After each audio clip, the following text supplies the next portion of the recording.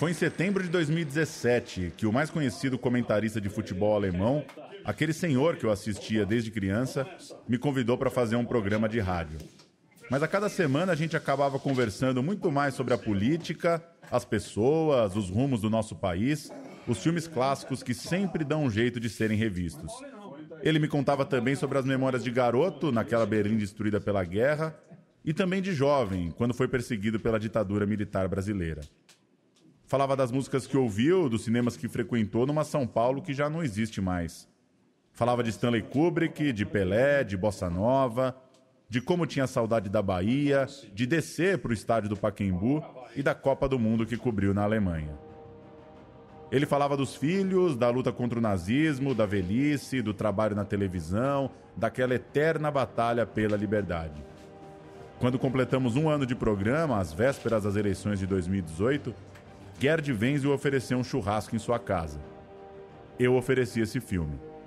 Boa tarde, Paulo. Os alemães estão bem na Champions League como um todo, mas na rodada desse meio de semana... Da guerra, propriamente dito, eu não me lembro. Mas eu sei que meu pai já tinha mais do que 50 anos. Ele foi convocado em meados de abril para a última batalha para tentar impedir a tomada de Berlim pelo exército soviético. E à medida que ele foi recuando de trincheira em trincheira em Berlim, ele percebeu que estava a mais ou menos um quarteirão do prédio onde nós morávamos. Ele simplesmente desertou. Ele chegou em casa e disse o seguinte para minha mãe: eu não vou mais lutar, então me escondam no porão da casa. E meu pai ficou ali durante mais ou menos 3, 4 meses e viveu ali com consequências terríveis para a sua saúde, né? Mentally, spiritually or physically. The ruins in us, they say, are worse than the ruins around us.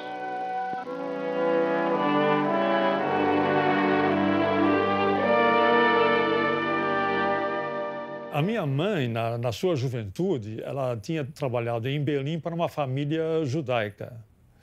E essa família judaica, na década de 30, ela percebeu de que o Hitler iria assumir o poder e que ia passar a vigorar um regime nazista na Alemanha. Eles vieram para o Brasil, se estabeleceram no Brasil. Meu pai acabou falecendo em 1952. E em 1953 veio uma nova correspondência do Brasil, do patriarca dessa família judaica, dizendo: olha, a situação é muito perigosa na Europa, vem para o Brasil, que nós vamos receber vocês de braços abertos. Só que você não podia levar nada, tinha que deixar todos os seus bens para trás. E foi exatamente o que nós fizemos. Pegamos o metrô e com a malinha do lado, indo em direção a Berlim Ocidental. O único risco que havia que houvesse um controle no trem. Poderia ser preso e sofrer todas as consequências, um processo por desertar do país. Não aconteceu comigo. Chegamos em Berlim Ocidental e de lá, então, veio a nossa jornada para o Brasil. Então, o meu primeiro contato com o Brasil foi um contato, do ponto de vista visual, espetacular. No dia anterior, o capitão do navio havia nos avisado. Logo de manhã, mais ou menos às 5 horas da manhã, nós vamos tocar a sirene. Vocês vão ter uma visão espetacular da entrada no Rio de Janeiro. É uma visão simplesmente deslumbrante. Eu não fui aceito pela escola alemã por conta do meu currículo. Meu currículo era da Alemanha Oriental. Então, não me restou outra alternativa a não ser frequentar uma escola brasileira. E foi por isso que eu consegui rapidamente me entrosar, inclusive, na cultura brasileira. Era a época da Bossa Nova. Então, esse era o Brasil que eu vivi em São Paulo. Essa efervescência cultural da música popular brasileira, do teatro brasileiro, do cinema novo brasileiro. Toma. Não tem troca. Então volta depois.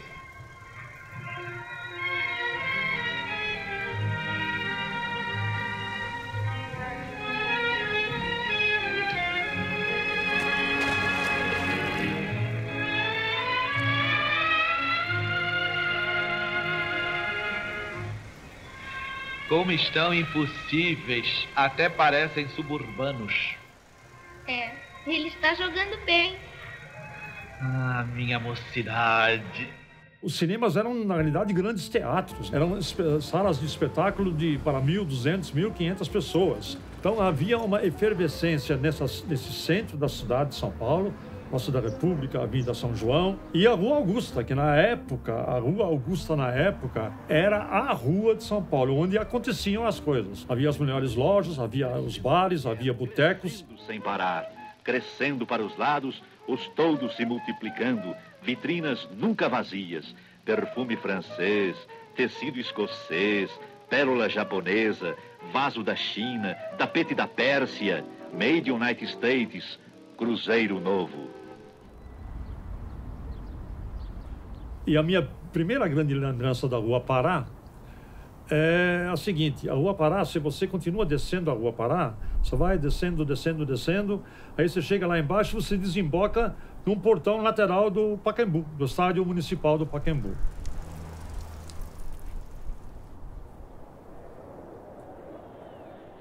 Aí um deles falou: vamos fazer o seguinte, vamos te levar no Pacaembu, primeira ida no Pacaembu, para assistir Palmeiras e Santos.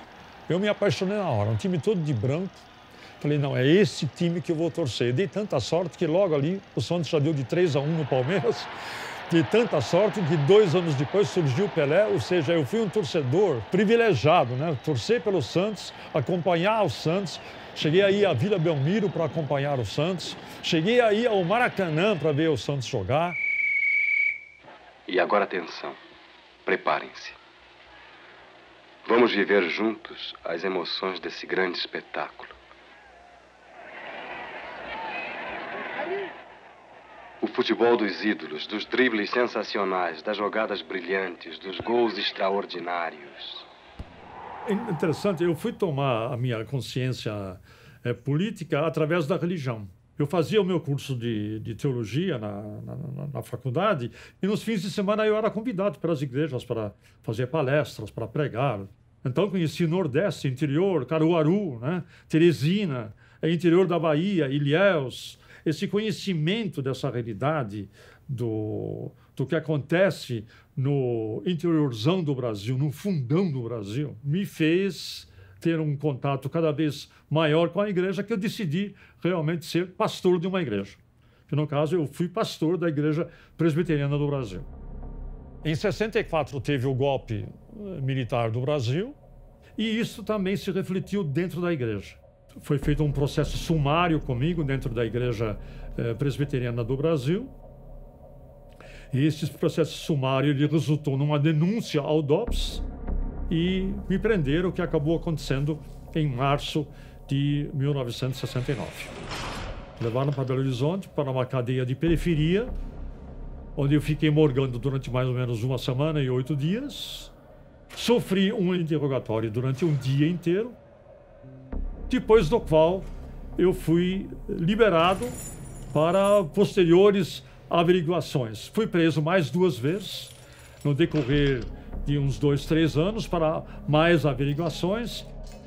Praticamente destruíram essa minha vida. Eu, aos 25, 26 anos, tive que reconstruir toda a minha vida por conta desse fantasma do comunismo que paira na cabeça de muitos brasileiros. Liguei o botão sobrevivência. Eu entendi que, para mim, o importante era sobreviver. Acabei seguindo uma carreira na área de comunicação, na área de marketing, em empresas alemãs. Fui seguindo a minha vida. Vem cá, Gerd, você entende de futebol? Falei, sim, um pouquinho, acompanho e tal. Lá na TV Cultura, eles vão fazer o campeonato alemão. Você não quer dar umas de tradutor lá e, de repente, também fazer um outro comentário e ajudar o pessoal lá? Conversei com ele um pouquinho. Ele falou, Gerd, vem o seguinte, vamos parar com essa conversa mole. Sábado tem jogo, você vem e vai fazer. Pronto.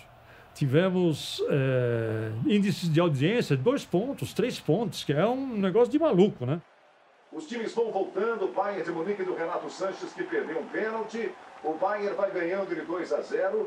Você que está chegando agora aqui nos canais de ESPN, o Rodenhausen é um time da 4ª divisão do futebol alemão. E vai, olha, indo para o intervalo, é um torcedor que esperava mais do Bayern. O Bayern poderia... Surgiu a oportunidade de organizar toda a logística da ESPN Brasil na Alemanha. Ficou tudo por minha conta. Ainda de quebra, fazia os comentários da seleção alemã quando ela entrava em campo.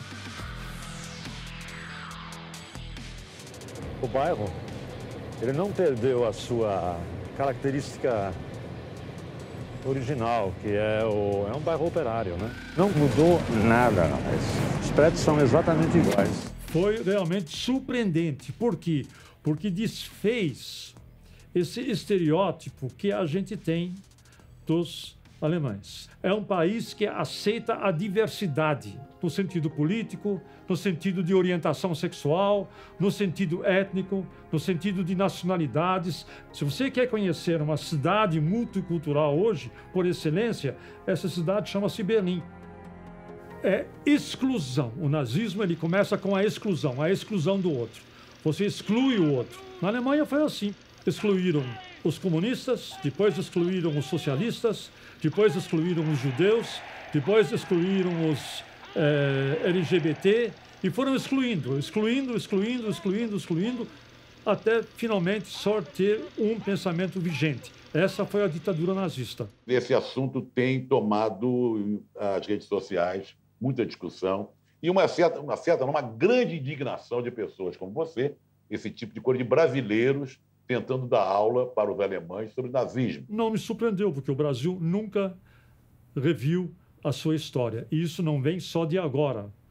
Nunca reviu a sua história, do papel, desde a sua colonização aqui para os portugueses, o papel dos bandeirantes aqui em São Paulo, o papel da questão indígena no Brasil, nunca foi avaliado como deveria ter sido, a questão da escravatura. Tudo isto ainda adormece debaixo do grande tapete da história brasileira. E enquanto isso não for revisto e reavaliado, vira e mexe, nós vamos ter problemas como nós estamos tendo exatamente neste momento. E você acenando com medo do comunismo, foi exatamente o que aconteceu na Alemanha. Através disto, o partido nazista subiu ao poder. Eu vejo que o Brasil, mais uma vez, entrou numa rota que é muito perigosa, é uma rota muito perigosa. A polarização, ela coloca em perigo a frágil democracia. A democracia não é um PF, não é um prato feito.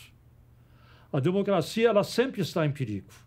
E se as pessoas não lutarem pela democracia, ela vai sossobrar. Porque existem sempre forças prontas para tomar de assalto a democracia. E existem essas forças novamente no Brasil. Valeu, Wendel. Até semana que vem. Valeu, um grande abraço a todos e tchau, tchau!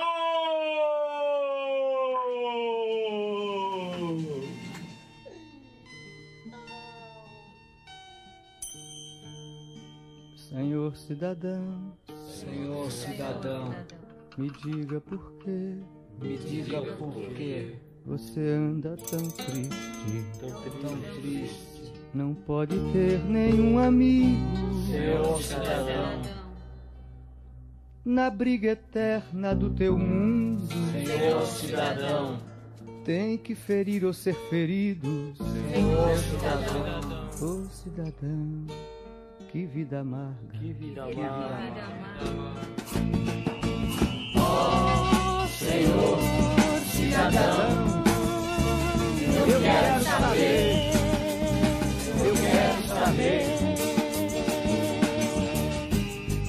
com quantos quilos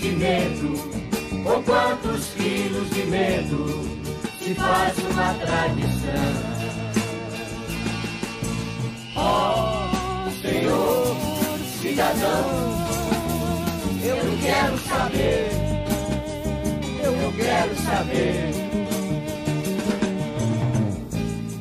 com quantas mortes no peito, se faz a seriedade. Senhor cidadão, eu e você eu e você. Temos coisas até parecidas. Por exemplo, nossos dentes. Senhor cidadão, da mesma cor, do mesmo barro. senhor cidadão, Enquanto os meus guardam sorrisos, senhor cidadão, os teus não sabem se não morder.